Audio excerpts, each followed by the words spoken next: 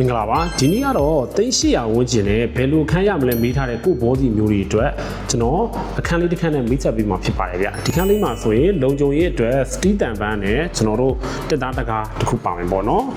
ဒါလေးတော့အခန်းဝင်ခြင်း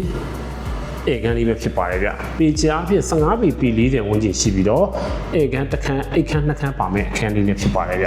ဒီခန်းလေးတွေက BCC ကြပြီးကိုယ်ပိုင်အမိပေါက်ရမယ့်အခန်းလေးတွေလည်းဖြစ်ပါတယ်ဗျဒီနေရာလေးအားဖြင့်တော့ကျွန်တော်တို့အင်းစိန်ပေါက်တော့ကအနီးမူရိတာအင်ယာနှစ်မှာရှိတဲ့အခန်းလေးပဲဖြစ်ပါတယ်ဗျအလွှာအားဖြင့်၄လောင်လောက်မှာရှိတယ်ပေါ့နော်ဒီခန်းလေးဒီမှာဆိုရင် BCC ဓာတ်လီကလုံခြုံရေးနဲ့ကိုယ်ပိုင်မီတာလည်းရရှိမယ့်အခန်းလေးလည်းဖြစ်ပါတယ်ဗျ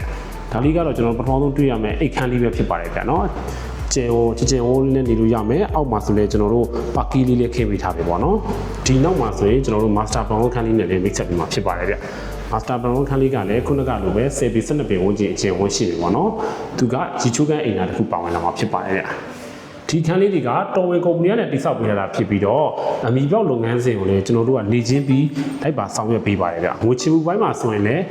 ကျွန်တော်တို့အနေဖြင့်အမီပြောင်းလဲပြီးမှကျွန်တော်တို့ငွေကြည့်ချရပါတယ်เนาะအဲ့အတွက်ဝယ်သူဘက်ကလုံးဝအာမခံမှုရှိပါတယ်ဗျနောက်မှဆိုရင်မိဖို့ကန်လေးတစ်ခုပါဝင်မယ်နောက်ထပ်ရေချိုးကအိမ်သာလေးတစ်ခုပါဝင်ပါမယ်ဗျတန်ပန်းဆက်ချိတ်ကို